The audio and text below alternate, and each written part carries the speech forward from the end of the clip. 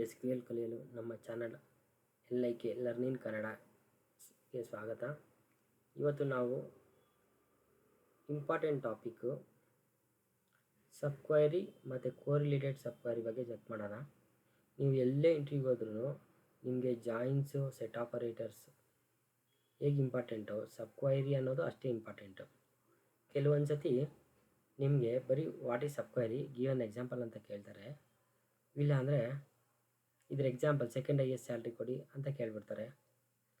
ಒಂದೊಂದು ಸತಿ ಸಬ್ ಕ್ವೈರಿ ಅಂದರೆ ಏನು, ಕೋರಿಲೇಟೆಡ್ ಸಬ್ ಕ್ವೈರಿ ಅಂದರೆ ಏನು ಅಂತ ಕೇಳ್ತಾರೆ. ಅದಕ್ಕೆ ನಾವು ಎಕ್ಸಾಂಪಲ್ ಕೊಡಬೇಕು. ನಿಮಗೆ ಇದಕ್ಕೆ ಹೋಗೋಕ್ಕಿಂತ ಮುಂಚೆ ಒಂದು ಟಿಪ್ಸ್ ಹೇಳ್ತೀನಿ. ಏನಂದರೆ, ನಾವು ಇದನ್ನು ಅರ್ಧಂಬರ್ಧ ತಿಳ್ಕೊಂಡು ಹೋಗಬಾರ್ದು. ನಾವೇನೇ ಎಕ್ಸ್ಪ್ಲೇನ್ ಮಾಡಿದ್ರು, ಪಾಯಿಂಟ್ಸ್ ವೈಸ್ ಆಗಿ ಹೇಳಿದ್ರು, ಸಮ್ಮರಿ ಮಾಡಿ ಹೇಳಿದ್ರು ಕರೆಕ್ಟಾಗಿ ಪಾಯಿಂಟ್ಸ್ ಹೇಳಬೇಕು. ಅರ್ಧಂಬರ್ಧ ಹೇಳ್ಬಾರ್ದು. ಯಾಕಂದರೆ ನೀವು ಇಂಟರ್ವ್ಯೂಗೆ ಹೋದಾಗ ಇಂಟರ್ವ್ಯೂಯರು ಸುಮ್ಮನೆ ಡಮ್ಮಿಯಾಗಿ ಬಂದು ಕೂತ್ಕೊಳಲ್ಲ.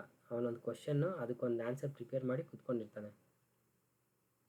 ಸೊ ನೀವು ಹೇಳ್ತಾರ ಆನ್ಸರು ಅವನ ಹತ್ರ ಇರೋ ಆನ್ಸರ್ಗೆ ಮ್ಯಾಚ್ ಆಗಬೇಕು, ಅಥವಾ ರನ್ ಮಾಡಿದ್ರೆ ಅದು ಎಕ್ಸಿಕ್ಯೂಟ್ ಆಗಬೇಕು. ನೀವು ಕ್ವೆರಿ ಬರೆದಾಗ ಅವ್ರೇನು ಕೇಳ್ತಾರೆ ಅಂದರೆ, will this execute, will this throw an error, what is the output of this query ಅಂತ ಕೇಳ್ತಾರೆ. ಸೊ ನೀವು ಸುಮ್ಮನೆ ಒಂದು ಅಂದಾಜು ಮೇಲೆ ಕ್ವೆರಿ ಬರೆದ್ಬಿಟ್ಟು ಹೇಳಿದ್ರೆ ಓಕೆ ಐ ಅಂಡರ್ಸ್ಟುಡ್ ಅಂತ ಹೇಳ್ಬಿಟ್ಟು ನೆಕ್ಸ್ಟ್ ಕ್ವಶನ್ಗೆ ಹೋಗ್ತಾರೆ. ಅಂಡರ್ಸ್ಟುಡ್ ಅಂದರೆ ನಿಮಗೇನು ಬರಲ್ಲ ಅಂತ ಅಂಡರ್ಸ್ಟುಡ್ ಆಗಿದೆ ಅಂತ ಅರ್ಥ. ಓಕೆ, ಇವಾಗ ನಾವು ವಾಟ್ ಈಸ್ ಸಬ್ ಕ್ವೆರಿ ಅನ್ನೋದು ನೋಡೋಣ. ಇಲ್ಲಿ ಸಬ್ ಕ್ವೆರಿ ಅಂತ ಇದೆ. ಸಬ್ ಕ್ವೆರಿ ಅಂದರೆ ಏನು?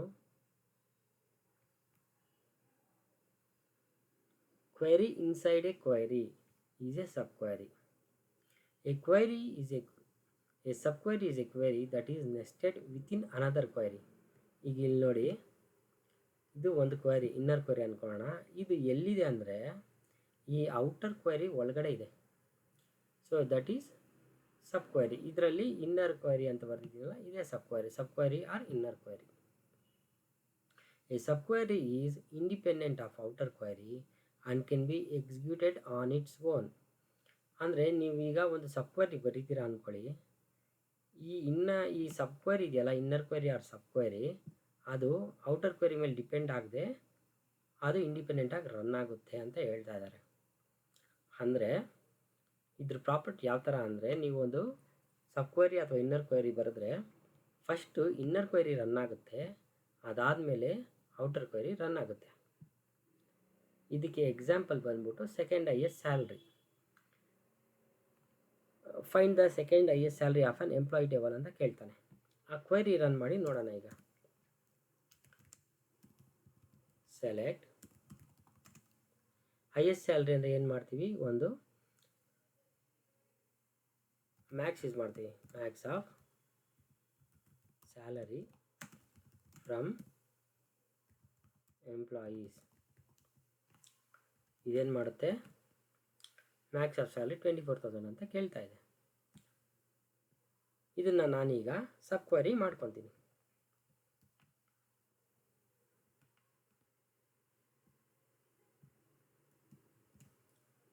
ಇದೀಗ ಸಬ್ ಕ್ವೆರಿ ಆಯಿತು. ಔಟರ್ ಕ್ವೆರಿ ಮಾಡ್ತಾ ಇದ್ದೀನಿ. Select max of salary from employees where salary less than select max of salary. ನೋಡಿ, ಇದು ಸಬ್ ಕ್ವೆರಿ, ಇದು ಔಟರ್ ಕ್ವೆರಿ. ಈಗ ಇದೇನು ಮಾಡುತ್ತಂದರೆ 24,000 ಸ್ಯಾಲರಿಗಿಂತ ಯಾವ್ದು ಕಡಿಮೆ ಸ್ಯಾಲ್ರಿ ಇದೆ ಅದು ರನ್ ಮಾಡುತ್ತೆ.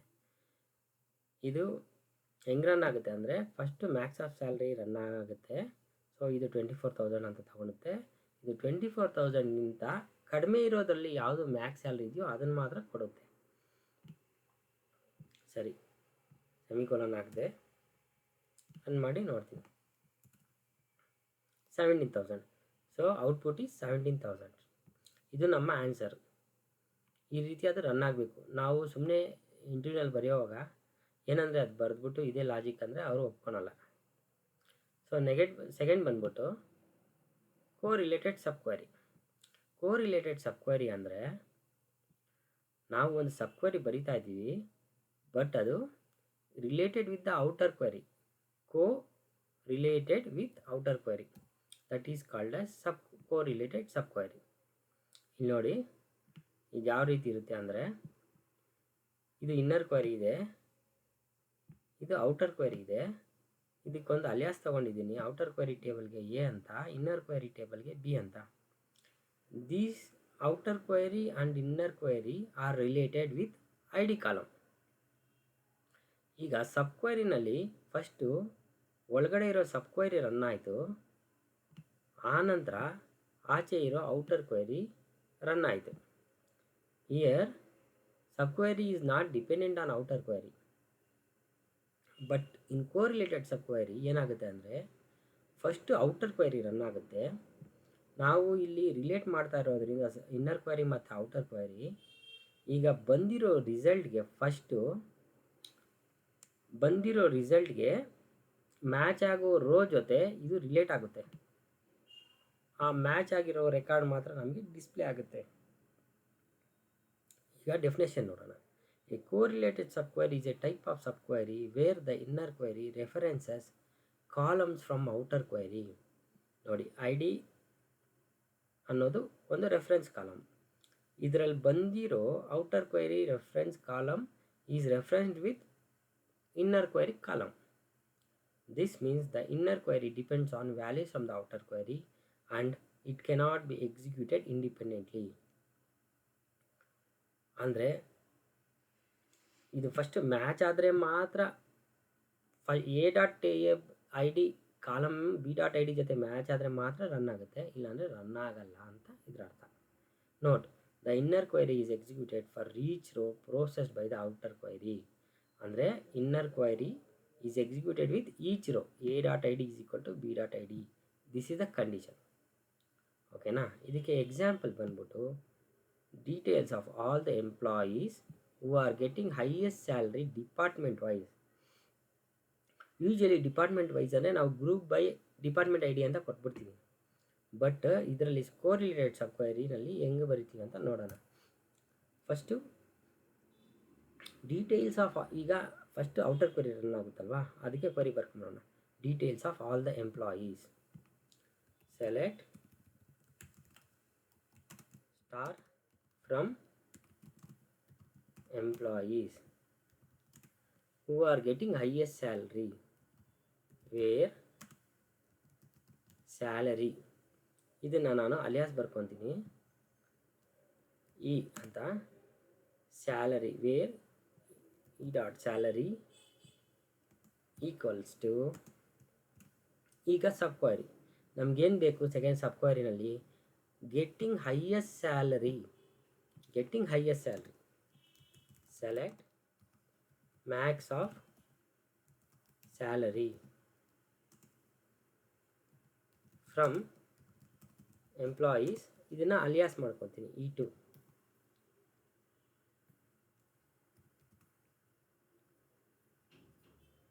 Employees E2 where E1 dot group by department I D ಮಾಡ್ತಾ ಇರೋದ್ರಿಂದ is equal to E2 dot department ID.